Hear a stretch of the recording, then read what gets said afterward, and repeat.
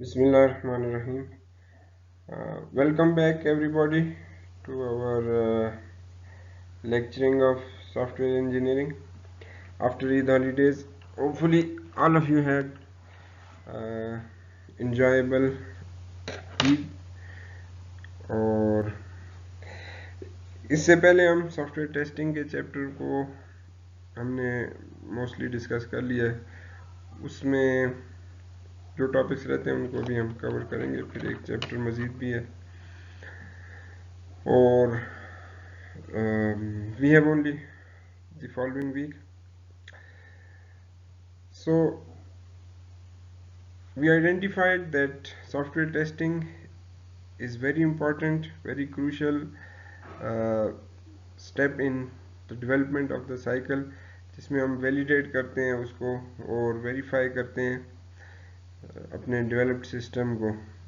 इसलिए उसको several stages पे हम परफॉर्म करते हैं और कुछ एक्टिविटीज़ जो है वो डेवलपमेंट के टाइम पे जो होती हैं उनको डेवलपमेंट टेस्टिंग कहते हैं। और इसको हमने कंसिडर किया था कि डेवलपमेंट टेस्टिंग के भी डिफरेंट लेवल्स हैं, unit test, component testing, release testing, system testing. These are several stages inside development testing. और डेवलपमेंट टेस्टिंग के बाद हमारी जो दूसरी स्टेज है रिलीज टेस्टिंग, यूज़र टेस्टिंग। तो before we go around release testing के बारे में हम बात करने से पहले थोड़ा सा हम जो है वो डेवलपिंग टेस्टिंग का एक और एस्पेक्ट जिसको हम टेस्ट ड्रिवन डेवलपमेंट कहते हैं, उसको test driven development.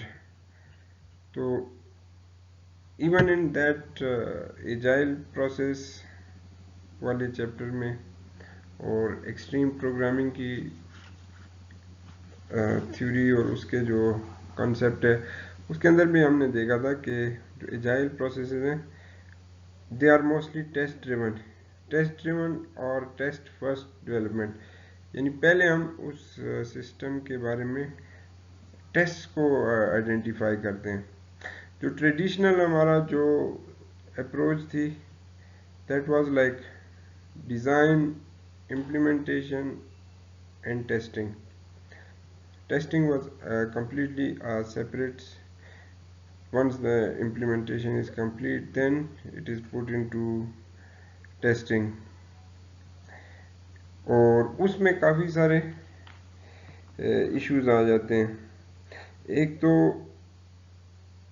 Software testing can take months.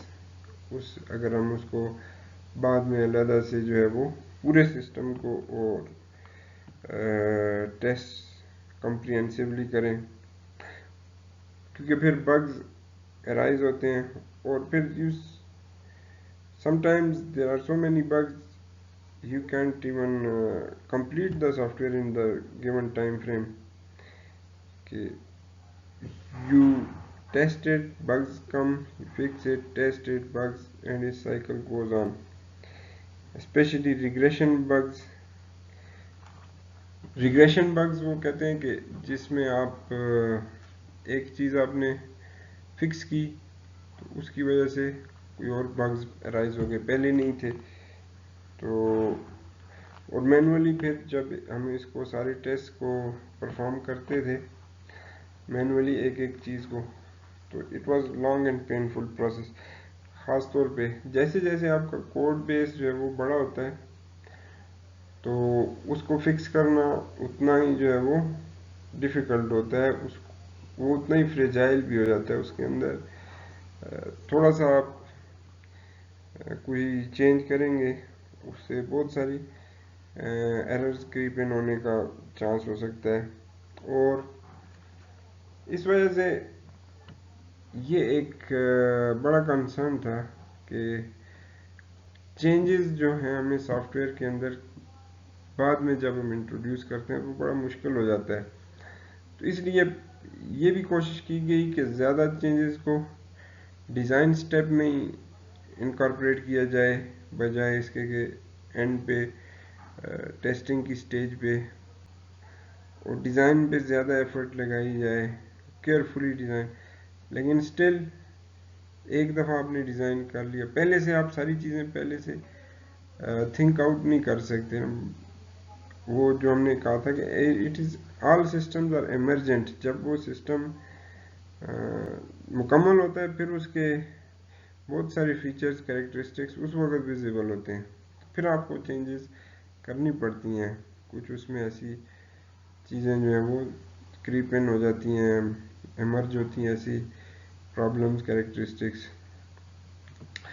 तो फॉर दैट ये जो एजाइल डेवलपमेंट के साथ साथ जो ये थ्योरी और ये कॉन्सेप्ट इमर्ज हुआ कि why not we change the process, हम बजाय इसके कि टेस्टिंग को आखिर में रखें, शुरू में हम टेस्ट को ले आते हैं कि डिज़ाइन के साथ साथ हम टेस्ट को इंक्लूड कर लें, और ऑटोमेटेड टेस्टिंग की तरफ फिर वो बात चली गई कि टेस्ट ऑटोमेटेड हों, और पहले से हमने टेस्ट डिफाइन किए हों, उसके बाद हम उसके ऊपर डिज़ाइन करें, उसको देखते हुए डिज़ाइन साथ साथ, और कोड डेवलपमेंट और टेस्टिंग को इंटरलीव करें यानी, और तो उसको हम इस सारे फिर प्रोसेस को टेस्ट ड्रिवन डेवलपमेंट कहते हैं कि वी पुट टेस्टिंग फर्स्ट, और उसकी बेस पे हमारी जो है डेवलपमेंट चल रही होती है।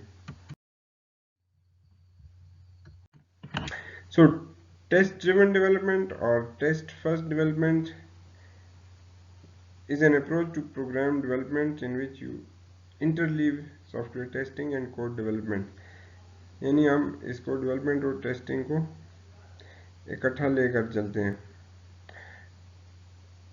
पहले हम टेस्ट को राइट करते हैं, हमने यानी टेस्ट डिफाइन कर लेते हैं कि जो हमारे स्पेसिफिकेशंस हैं या रिक्वायरमेंट्स हैं, तो उनको चेक करने के लिए क्या टेस्ट पास होने चाहिए हमारे सिस्टम को, और फिर जब हम डेवलपमेंट कर रहे होते हैं तो हमारा पर्पस ये होता है कि हमने इन टेस्ट को हमारा जो सिस्टम है it should be able to pass these test.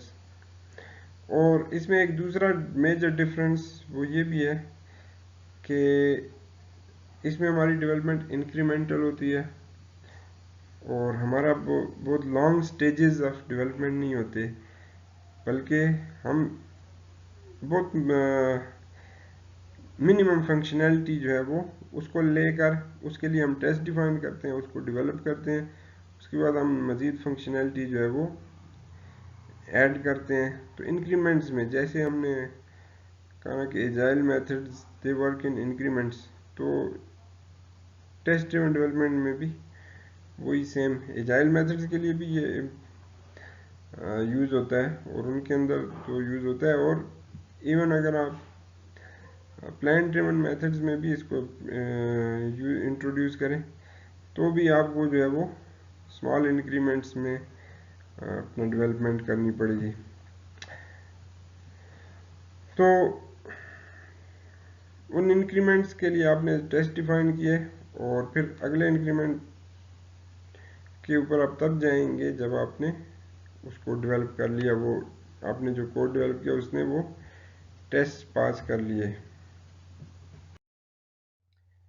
So test driven development process has several activities जो उसमें हम परफॉर्म करते हैं, एंड रिपीटेडली फिर हम फंक्शनैलिटी ऐड करके ये इसको अपने सिस्टम को in small increments add on करते रहते हैं।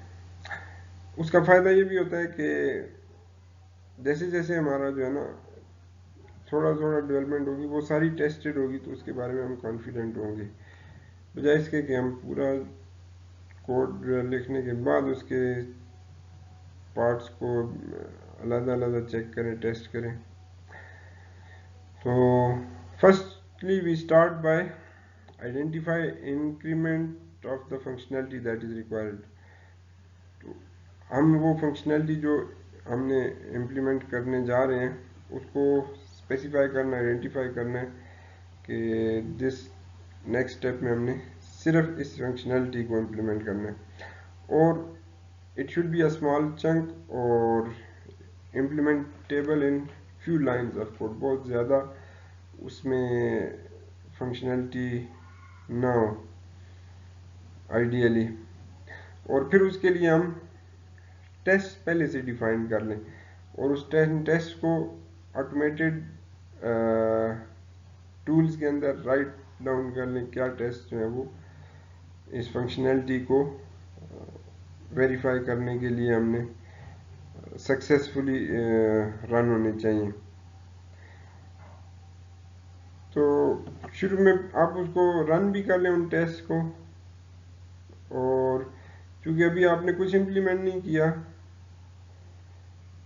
तो जो आपने पहले भी टेस्ट डिफाइन किए और जो अभी इस फंक्शनलिटी के लिए सबको रन कर लें, क्योंकि अभी नई फंक्शनलिटी इम्प्लीमेंट नहीं हुई तो ये नया टेस्ट जो है फेल हो जाएगा।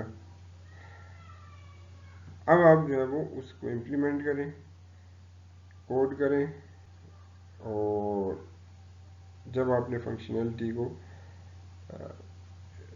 इम्प्लीमेंट कर लिया फिर दोबारा से उन टेस्ट को रीरन करें और देखें कि आपके टेस्ट जो है सक्सेसफुली कंप्लीट होते हैं या नहीं होते, यानी जो आपकी टारगेट था वो अचीव हो रहा है, जो रिजल्ट्स आप एक्सपेक्ट करें वो आ रहे हैं। तो आपके टेस्ट अगर सक्सेसफुल हैं फिर आप अगली फंक्शनलिटी का चंक ले सकते हैं। तो स्क्रम में भी इसको आप इस तरीके से इम्प्लीमेंट कर सकते हैं, एक्सट्रीम प्रोग्रामिंग के अंदर भी ये इसी तरीके से टेस्ट ड्रिवन डेवलपमेंट होती है।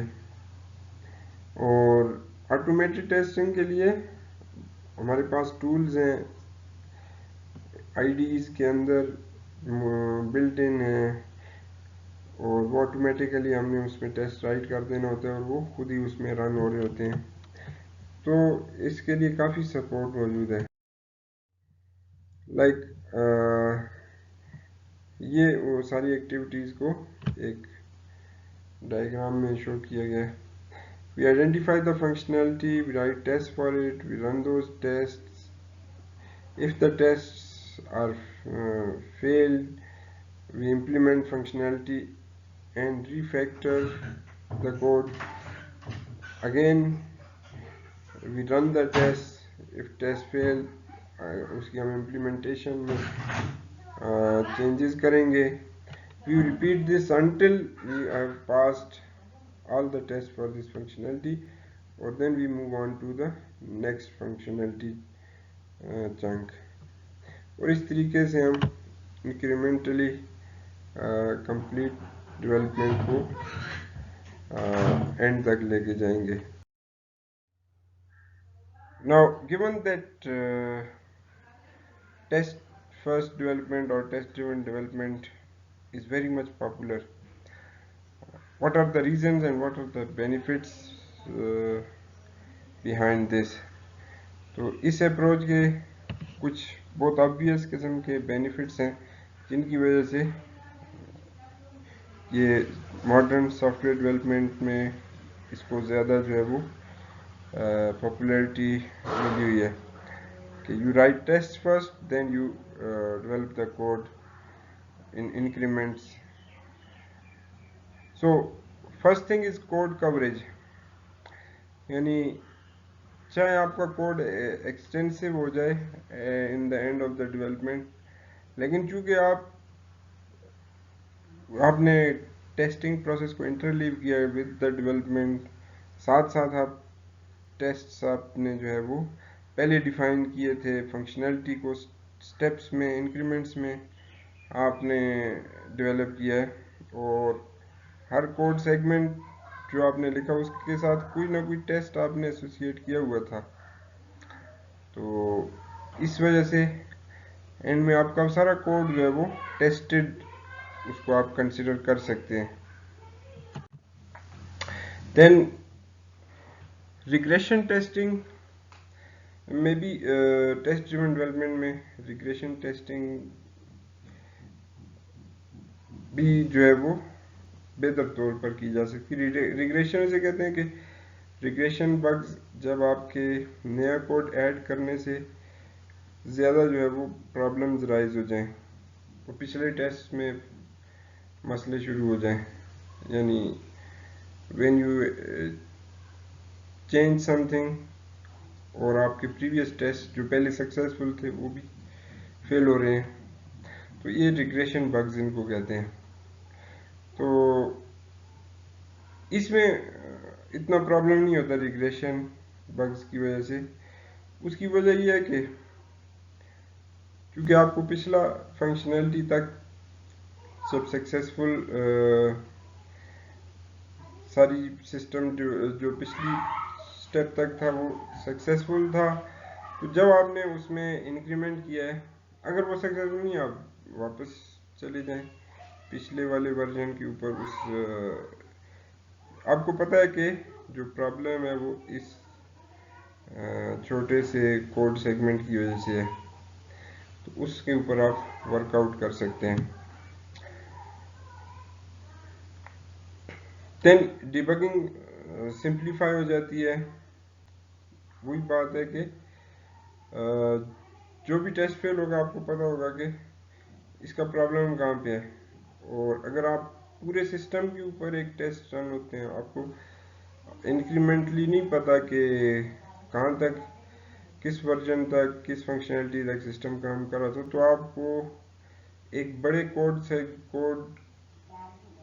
के ऊपर उसको आइडेंटिफाई करना इट्स अ ह्यूज प्रॉब्लम। क्योंकि बाज़ दफ़ा जो एरर कंपाइलर बताता है, एक्चुअली वो एरर कहीं और पे लाई हो रहा होता है, या उसकी रीज़न काज किसी और जगह पे होती है।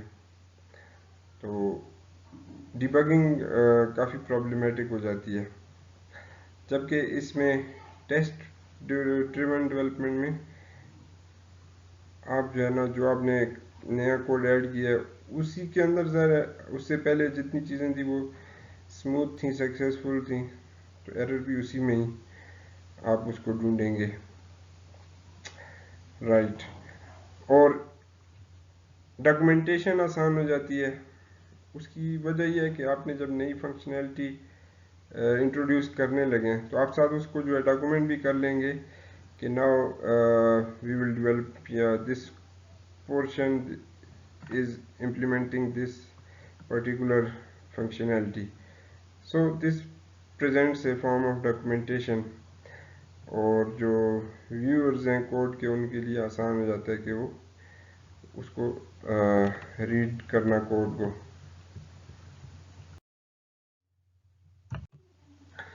तो रिग्रेशन टेस्टिंग क्या होती है कि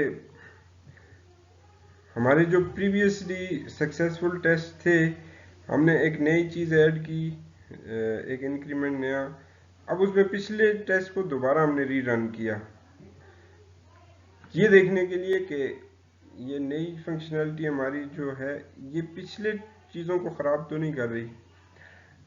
तो यानी we check that changes have not broken previously working code.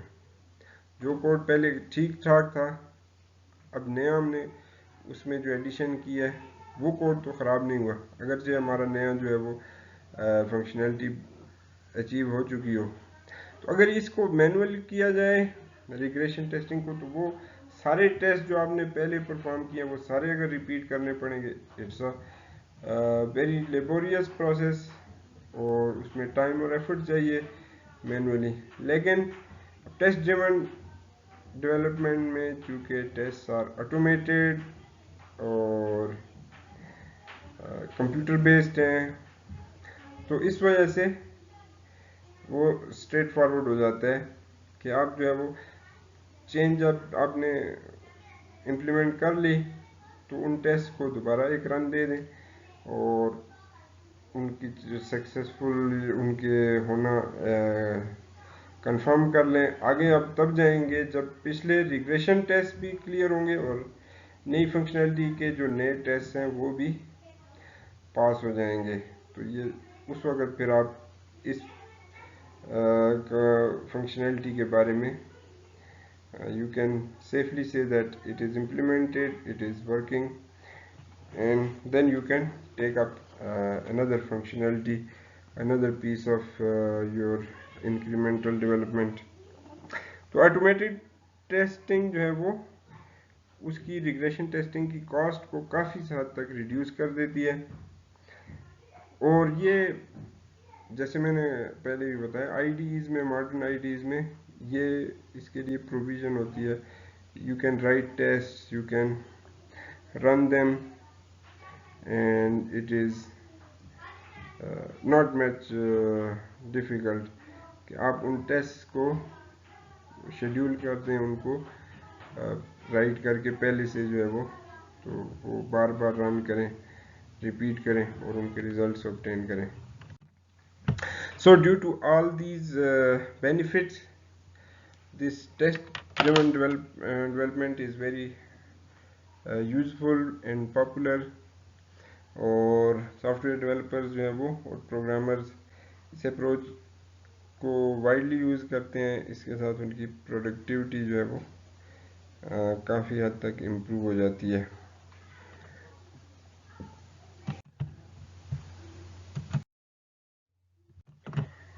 Right. Now test driven development is very nice and efficient way during development to identify bugs or in small increments. लेकिन कुछ चीज़ें ऐसी होती हैं जो हमें पूरे सिस्टम की टेस्टिंग के बाद ही उनके बारे में आइडिया होता है, जिसके बारे में हम system testing as part of development testing भी बात कर चुके हैं, और रिलीज टेस्टिंग भी उसी का फर्दर स्टेप है। बाज़ दफ़ा जो है वो आपने कोई of the shelf component use किए हैं, उसमें आप टेस्ट ड्रिवन डेवलपमेंट वाली चीज़ें इम्प्रैक्टिकल हो जाएंगी, क्योंकि इंक्रीमेंटल तो नहीं है वो, तो आपने जो है वो बना बनाया एक कंपोनेंट यूज़ कर रहे हैं। हाँ, जब आप न्यू कोड राइट कर रहे हों और या लाइब्रेरी से कुछ फंक्शंस, कुछ क्लासेस यूज़ कर रहे हों, फिर तो उसके उसको आप अप्लाई कर सकते हैं टेस्ट फर्स्ट डेवलपमेंट। तो उसके लिए बाकी जो है वो अपनी जगह पर ज़रूरी है सिस्टम टेस्टिंग, जिसमें फिर रिलीज टेस्टिंग भी आ जाती है कि आपका सिस्टम जो है वो कुछ ऐसे काम तो नहीं कर रहा, आल्दो कि उसके सारे हिस्से जो हैं वो आपने चेक कर लिए, इंक्रीमेंट्स को आपने साथ साथ चेक किया, लेकिन एज अ होल वो कोई अनवांटेड आउटपुट्स तो नहीं प्रोड्यूस कर रहा, या जो रिक्वायरमेंट्स थी वो अपनी परफॉर्म कर रहा है, परफॉर्मेंस, रिलायबिलिटी, वो सारी उसकी जो है वो सेटिस्फैक्ट्री हैं। तो उसमें एक तो डेवलपमेंट टीम खुद भी सिस्टम टेस्टिंग के लिए उन्होंने हो सकता है कि उसको परफॉर्म किया हो, it may be part of development testing, लेकिन इसके ऊपर on top of that there is release testing, जिसमें हमारा जो है वो सॉफ्टवेयर एक कंप्लीट फॉर्म में यूज़र को या कस्टमर्स को देने के लिए, या उनको हैंड ओवर करने से पहले जो प्रोडक्ट मैनेजमेंट है, सॉफ्टवेयर मैनेजमेंट है जो हमारी कंपनी के, वो जो है उसको देखें और उसको रिलीज टेस्टिंग से गुजारें। तो मेन जो रिलीज टेस्टिंग में हमारा फोकस या जो डिफरेंस है वो ये है कि इसके लिए जो है डेवलपमेंट टीम इसमें पार्ट उसका नहीं होगा, बल्कि आउटसाइड द डेवलपमेंट टीम, चाहे यूज़र उसको जो है वो टेस्ट करे, बल्कि यूज़र को हैंड ओवर करने से पहले उसको एक दूसरी टीम जो है वो उसको कर सकती है टेस्ट, या मैनेजर चेक कर सकते हैं। तो इसका मकसद ये होता है कि system is good enough for use, और अपनी जो स्पेसिफाइड फंक्शनैलिटी है और जो उसने परफॉर्मेंस, डिपेंडेबिलिटी के रिक्वायरमेंट्स सेट की थी वो सब फुलफ़िल हो रही हैं, और यूज़ के दरमियान में कोई ऐसा सेटबैक नहीं आएगा, कोई फेलियर नहीं आएगा। तो इसलिए रिलीज टेस्टिंग को एक ब्लैक बॉक्स टेस्टिंग प्रोसेस कहा जाता है, कि इसमें जो लोग इन्वॉल्व हैं उनको डेवलपमेंट के दौरान कुछ पता नहीं है कि क्या क्या हुआ है। वो सिर्फ सिस्टम की फंक्शनैलिटी जो परपोर्टेड है, जो अनाउंस की जा रही है कि ये सिस्टम ये कर रहा है, उसके मुताबिक वो उसको इनपुट देंगे और उसकी आउटपुट को ऑब्जर्व करेंगे। तो as if it is a black box, वो सिर्फ इनपुट्स और आउटपुट्स को देखेंगे। इन बिटवीन क्या हो रहा है, ये डेवलपर्स तो चूँकि वो उनको सारा जो है वो उसके रनिंग प्रोसेस के बारे में भी सारी नुआ होती है, लेकिन रिलीज टेस्टिंग में ये चीज़ नहीं होती, बल्कि it is usually a black box testing process.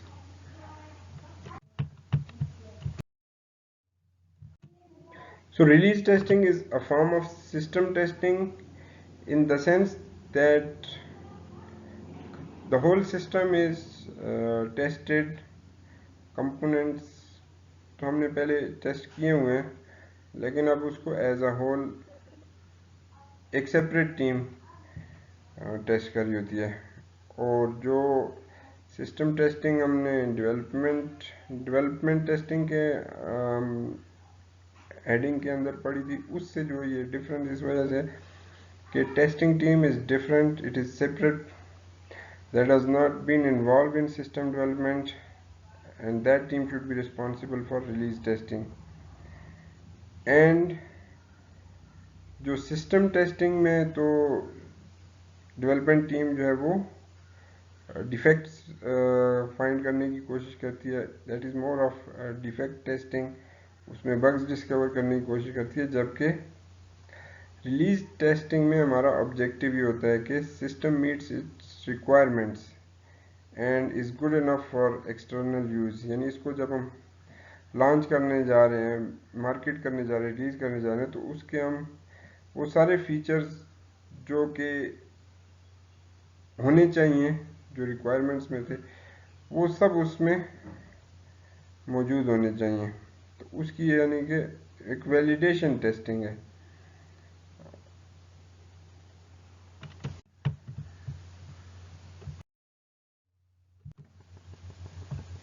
Now और रिलीज टेस्टिंग के लिए हम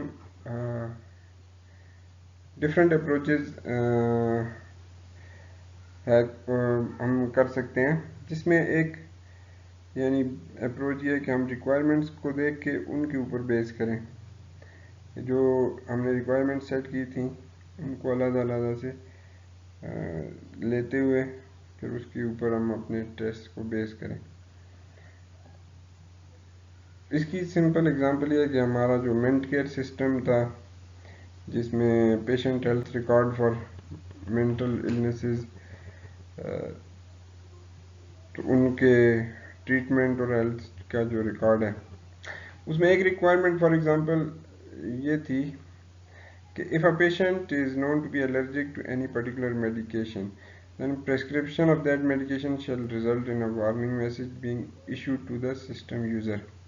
यानी अगर एक पेशेंट को किसी पर्टिकुलर मेडिसिन से कोई एलर्जी है, तो अब ये डॉक्टर ने उसको भी रिकॉर्ड करना है और सिस्टम के अंदर इसकी इंफॉर्मेशन होनी चाहिए। और फिर अगर कोई उसको प्रिस्क्रिप्शन, वही मेडिसिन की प्रिस्क्रिप्शन दी जाती है, तो सिस्टम यूज़र को एक वार्निंग मैसेज इशू होना चाहिए कि इस पेशेंट को तो एलर्जी है ये मेडिसिन के साथ। और प्रिस्क्राइबर जो है वो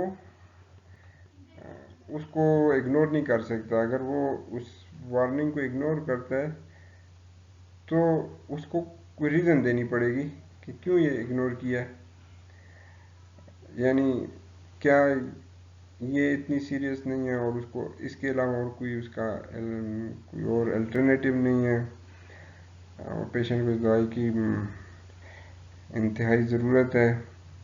तो इस किस्म की कोई ना कोई जस्टिफिकेशन ज़रूर देगा, स्ट्रेट अवे वो एलर्जी वार्निंग को इग्नोर नहीं कर सकता। तो दिस इज़ आ रिक्वायरमेंट। और हमने जो सिस्टम हमने डेवलप कर लिया, अब उसको हमने रिलीज़ करते वक्त इस रिक्वायरमेंट के अगेंस्ट हमने टेस्ट्स कैसे, किस किस्म के टेस्ट डिवाइस करने हैं, तो उसकी एग्जांपल हम अगली स्लाइड में देखते हैं। इन पर्टिकुलर रिक्वायरमेंट्स को चेक करने के लिए हमारे पास एक टेस्ट नहीं है, बल्कि सेवरल हम उसको इंस्टेंसेस देंगे टेस्ट की, जिसमें हम डिफरेंट एस्पेक्ट्स चेक करेंगे। मसलन set up a patient record with no known allergies. एक तो हम ऐसा पेशेंट रिकॉर्ड सेटअप करें जिसमें कोई एलर्जी ना हो, और उनको फिर prescribe medication for allergies that are known to exist and check that a warning message is not issued by the system. तो अगर एक पेशेंट को पहले से एलर्जी नहीं है और उसको हमने एलर्जी की दवाई दे भी दी है, तो सिस्टम ने कोई वार्निंग इशू नहीं करनी, क्योंकि हमारी ये रिक्वायरमेंट्स का मतलब ये नहीं है। तो अगर वो रिक्वायरमेंट वार्निंग इशू करता है, इसका मतलब है कि उसको नहीं करनी चाहिए। दूसरा टेस्ट ये है कि एक ऐसा हम रिकॉर्ड उसमें सेटअप करते हैं जिसमें हमने पेशेंट को एलर्जी उसको है, यानी उसके रिकॉर्ड में एलर्जी की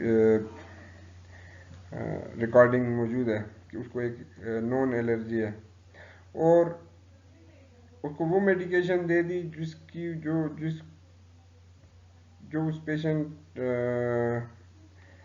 वो पेशेंट उससे एलर्जिक है। तो फिर अब हम ये चेक करेंगे कि वार्निंग इशू कर रहा है सिस्टम कि नहीं कर रहा, क्योंकि उसको वार्निंग इशू करना चाहिए एज पर आवर रिक्वायरमेंट। अगर कर रहा है तो पास है, अगर नहीं इशू करता इस केस में तो ये टेस्ट फेल हो जाएगा। Then we set up a patient record in which allergies to 2 or more drugs are recorded. एक नहीं बल्कि 2 या ज़्यादा दवाइयों से उसको एलर्जी नोन है। अब उनको सेपरेटली प्रिस्क्राइब किया गया उन दोनों मेडिसिन को, और ये देखा गया कि हर दवाई की अलग अलग वार्निंग होनी चाहिए। कि एक वार्निंग एक के लिए वार्निंग आए, दूसरे के लिए ना, या एक ही वार्निंग आए आलू 2 ड्रग्स हैं, तो ये भी एक टेस्ट सेटअप किया जा सकता है।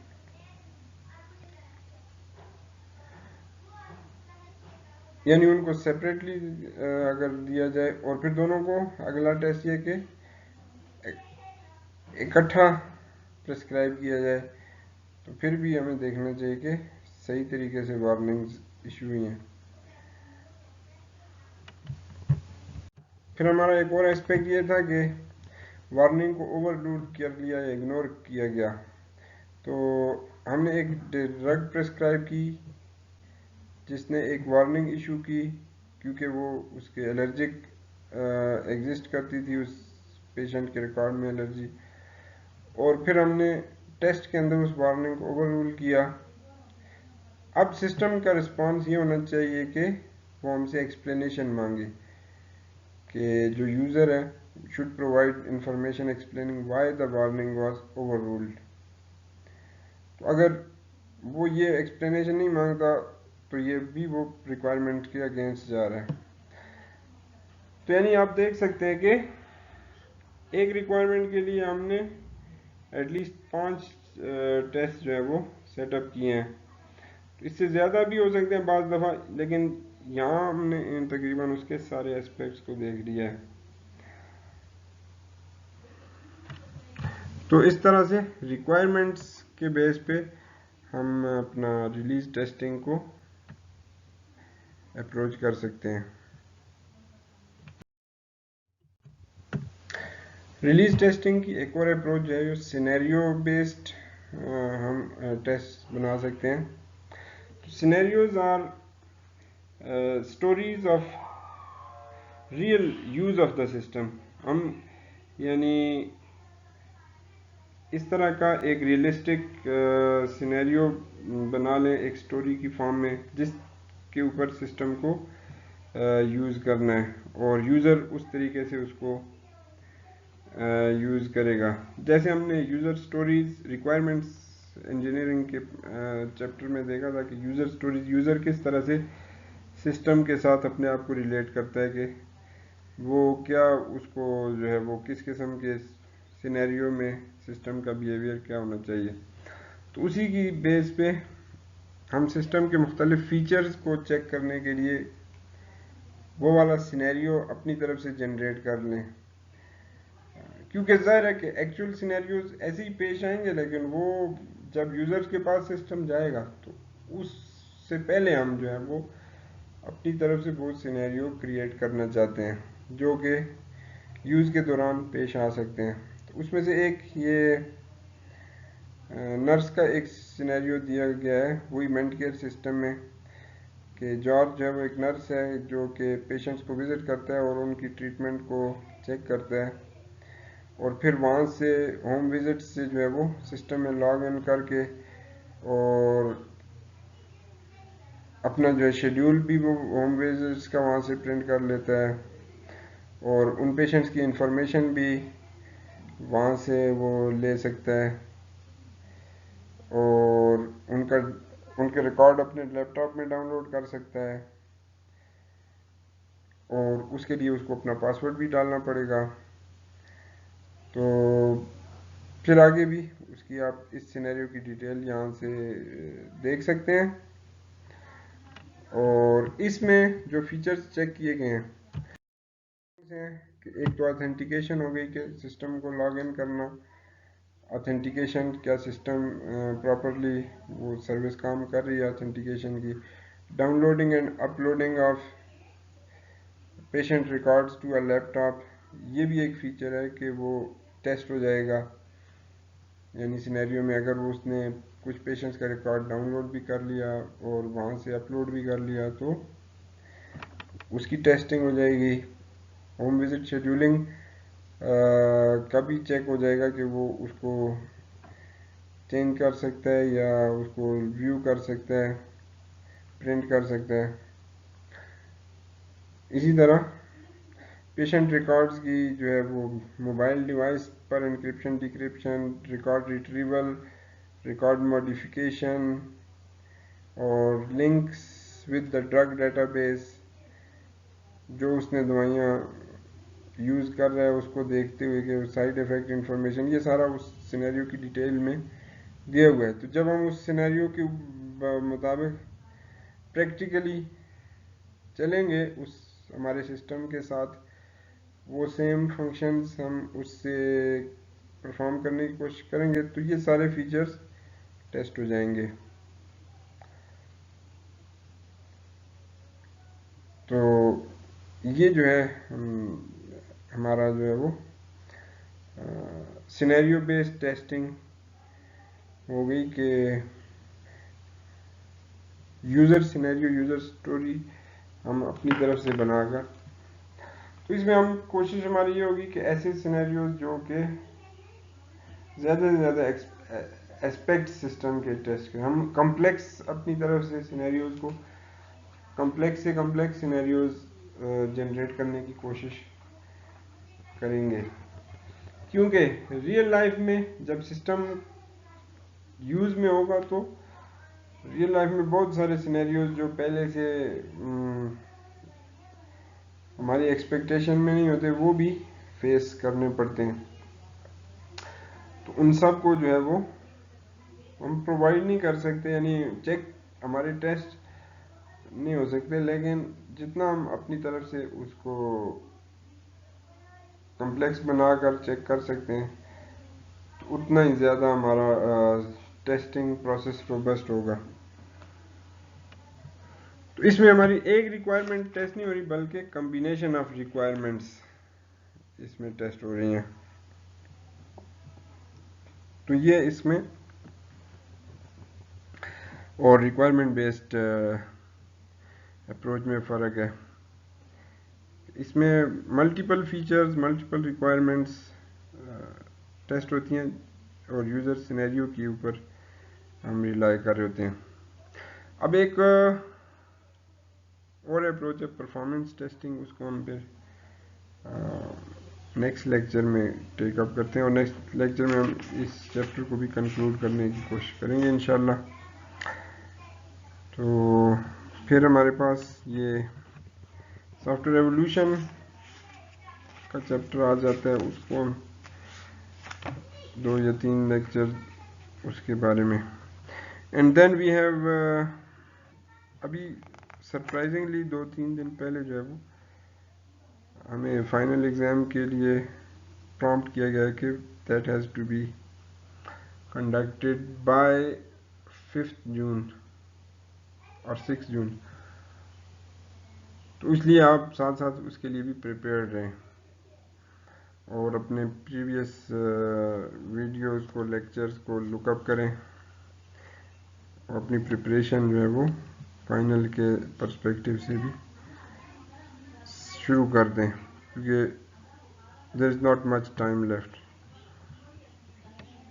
ओके, वस्सलाम, अल्लाह हाफ़िज़।